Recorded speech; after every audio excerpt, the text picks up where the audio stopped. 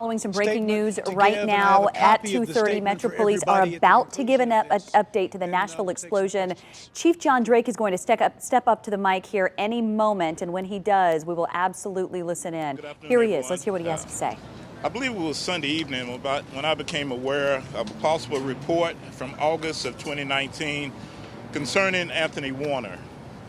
The matter record report in and of itself presented a number of questions to which we needed to find more information about before we discussed it publicly.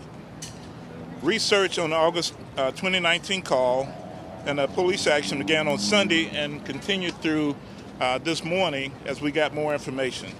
Here's what we know. On Wednesday morning, August 21st, 2019, South Precinct patrol officers responded to Seaford Lane on a report from an attorney that a woman who lived there had made suicidal threats and was sitting on her front porch with firearms. Upon arrival, officers saw the woman did have two pistols on her front porch next to her, but they were not in her possession and were unloaded. The woman said the guns belonged to Tony Warner and that she did not want them in her house any longer. During the officer's conversation with the woman, she said that her boyfriend, Warner, was building bombs in an RV trailer at his residence.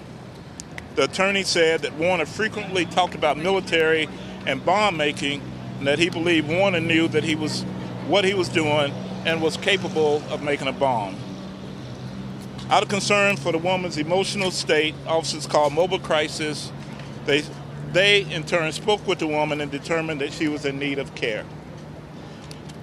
Based on what they heard, South Precinct officers responded to Warner's home on Bakertown Road, knocked on the door but received no answer.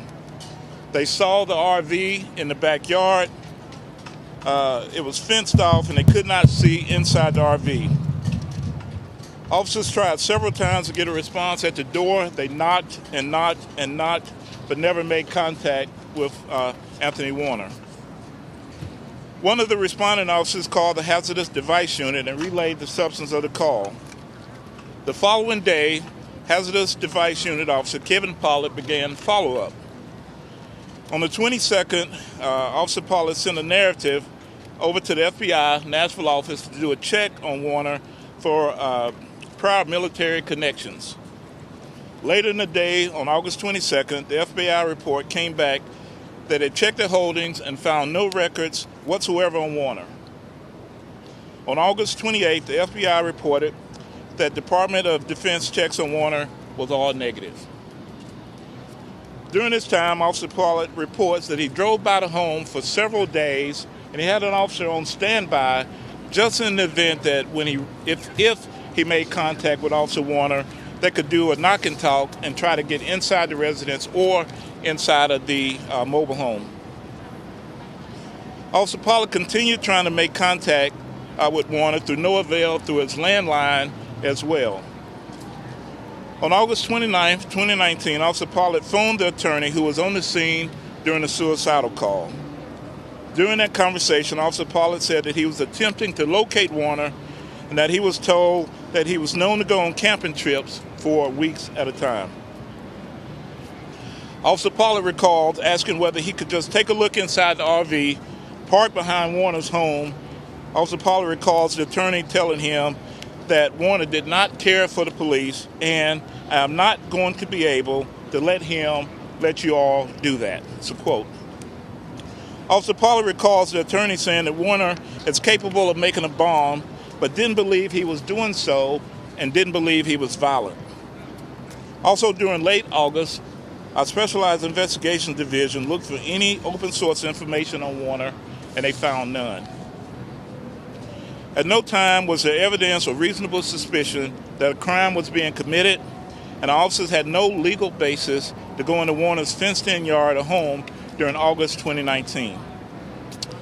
No additional action was taken after late August, and to the best of my knowledge, no other reports or information about Warner came into the police department.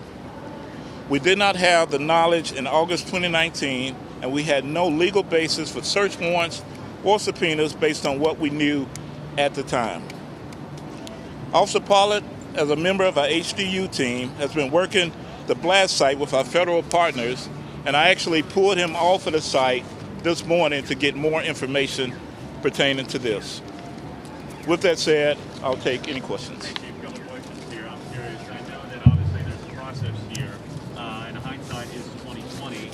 But what would it have taken for officers to have legally searched that RV?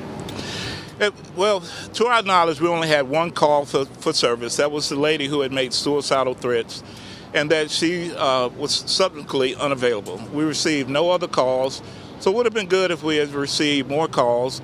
Officer Pollard, who works in our explosive unit, said he couldn't smell any type of explosive at the house. There was no signs of any bomb making, so it would have taken signs that a crime was being committed, that a bomb was actually being made. But to the officer's view, the only thing he saw was an RV that he couldn't see inside and that he wasn't allowed access into it. You had the girlfriend's claim. Chief, you had the girlfriend's claim. Chief, one more quick question. You had the girlfriend's claim he was making a bomb in the RV. You had the attorney's claim that he had the knowledge to do it, and yet that still wasn't enough. That's not enough. I mean, you have a girlfriend that said that, and really they could say that about me. They could say that I have the ability, that I'm making a bomb, and that I have the ability to do so, but it doesn't give people the right to go inside. But even with that being said, the officers knocked on the door several times. They contacted the attorney. They wanted to get permission to be inside. They had no basis for a search warrant or subpoena. And so based on that, the attorney said he wasn't going to allow that to be done.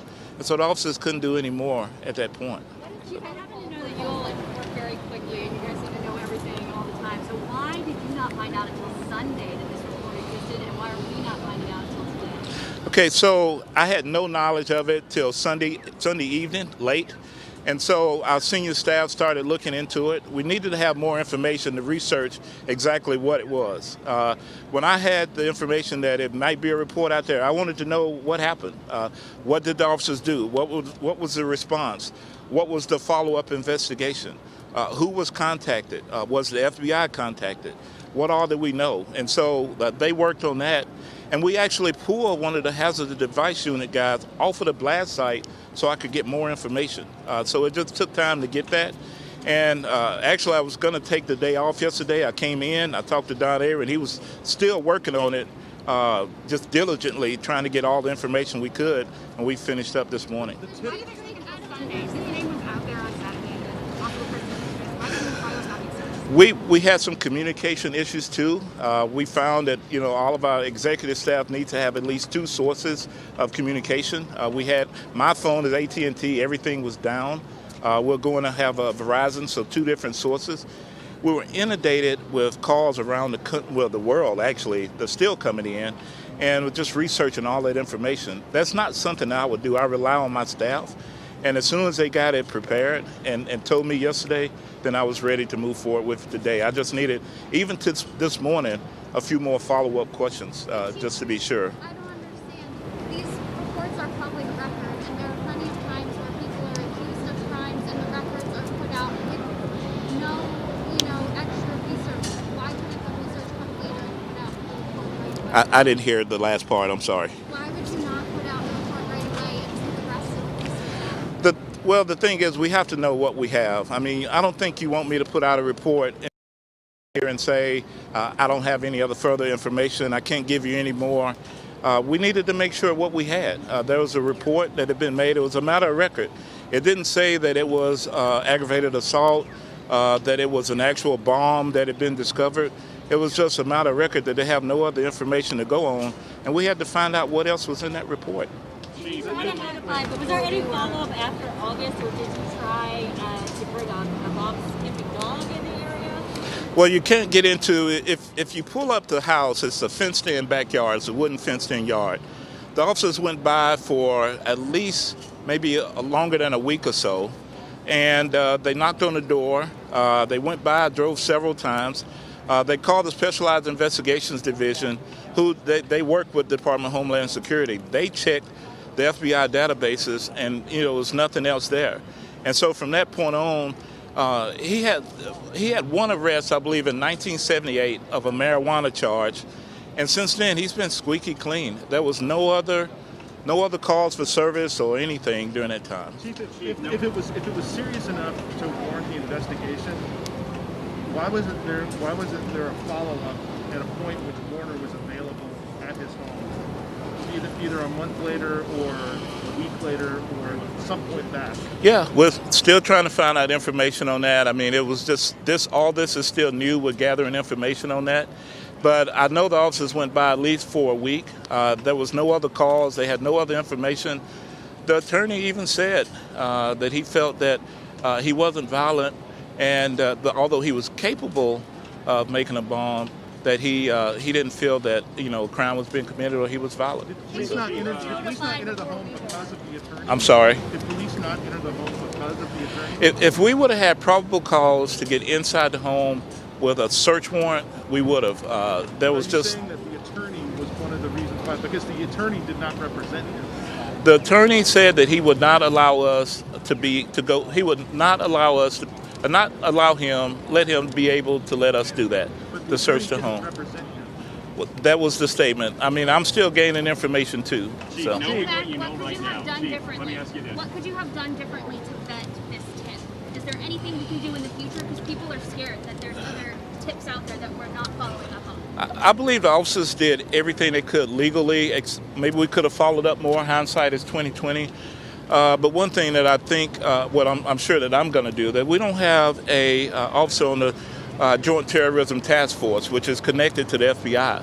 And so that was brought to my knowledge as well. And so we'll start that. We'll put an officer on that team to eliminate any gaps. And that's what we're going to do. We're still determining information. And so as we find out what gaps there may have been, what we could have done differently, we'll address it. So. I'm wondering, was the mayor notified before y'all released that report, or anybody else? Like, who knew about this before it was released? I did talk to the mayor. We had a discussion about it, that we was following up on information, that we still was gathering information even on up until this morning. And so I just relayed that as soon as we got everything that we had ready to give a statement, and really I'm just reading over some statements myself. I mean, that's how we've been diligently trying to put this together for everyone. So. My understanding is that the officers didn't try to get a search warrant. Is that correct? Did they ask a judge for a search warrant? The officers did not have probable cause to get a search warrant. There was a call for service on a lady who had 2 guns who needed care, and so she needed some assistance.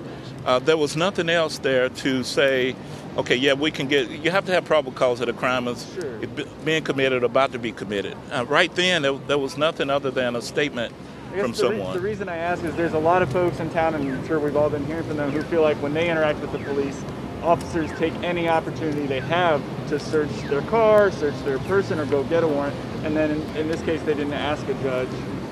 Why didn't they at least go to a judge and say, here's what we've got, can we look in this guy's house? But you had no more than you had no reasonable suspicion to go to a judge. They could have, but it would have been denied. Officers didn't take this lightly. They went back, they knocked on the door, they went several times, they followed up with hazardous devices team unit who deals with explosive. They went to the residence. No signs other than the RV there being closed up. They're experts. They could not smell anything related to a bomb being made.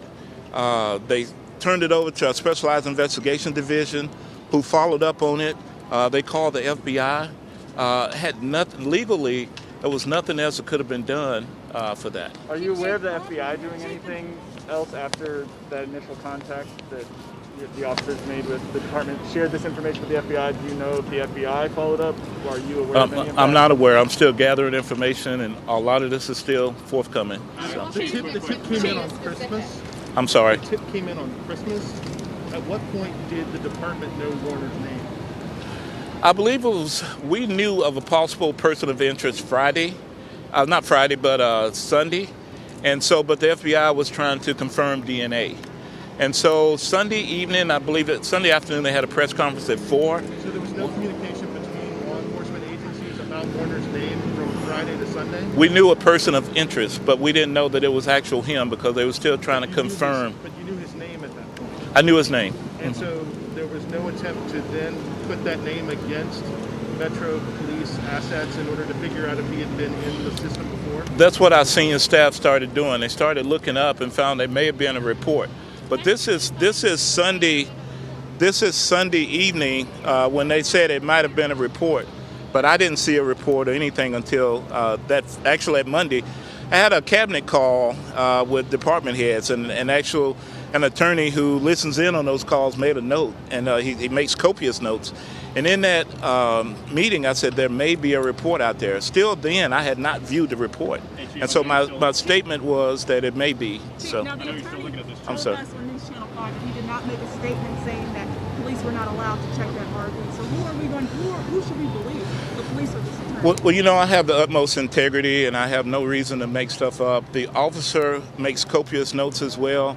He has a very strong statement to say that this is what he was told. And after looking him in the eye, I feel confident that that's what he was told. So now the attorney may be saying something else, but I believe my officer in this case. So.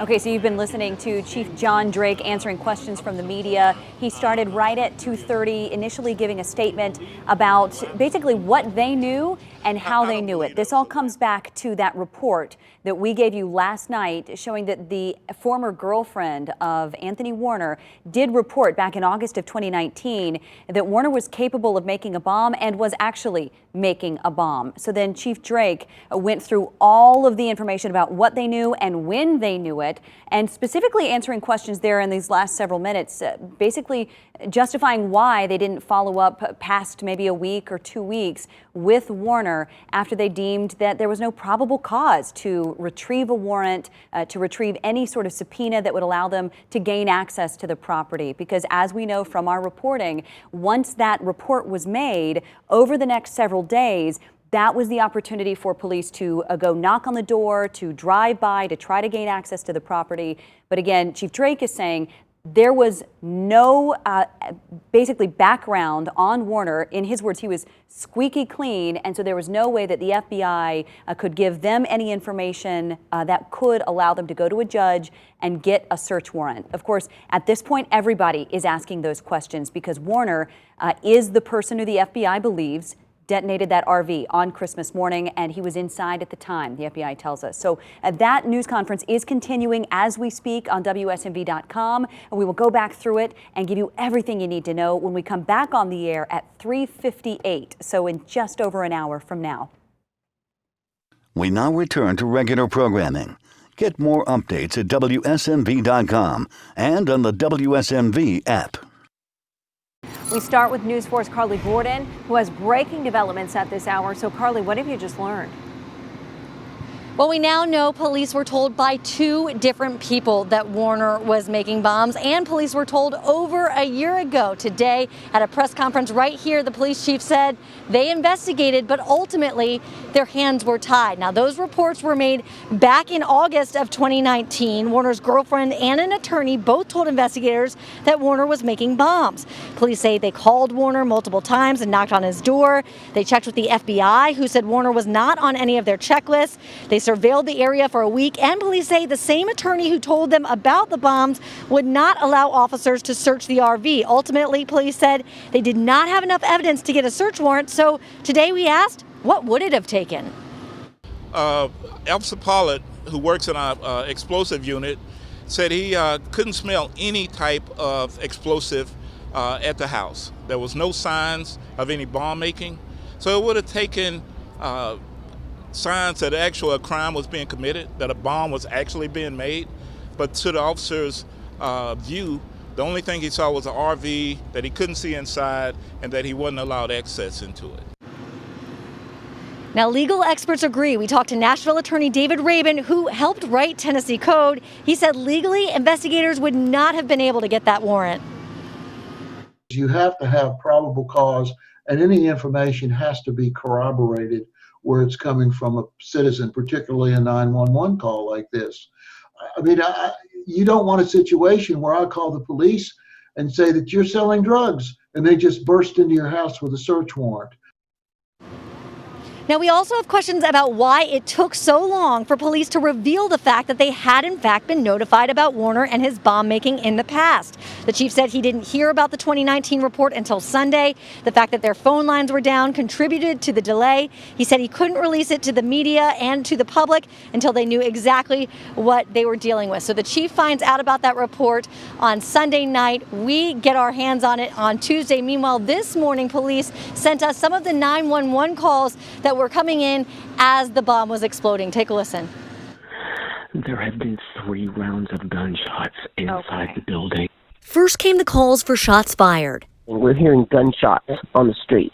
Then something perhaps even more sinister than that. There's a recording out there that's saying there's a limited time to evacuate this area.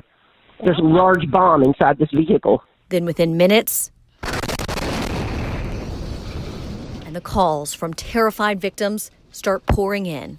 Oh my God. What is the address of your emergency? Oh my God, my entire building just fell down and it's collapsing. There was a big explosion. There was just a massive explosion downtown with a huge fireball. Oh my God, everyone's out. Oh my God, I've got to get it. Oh my gosh.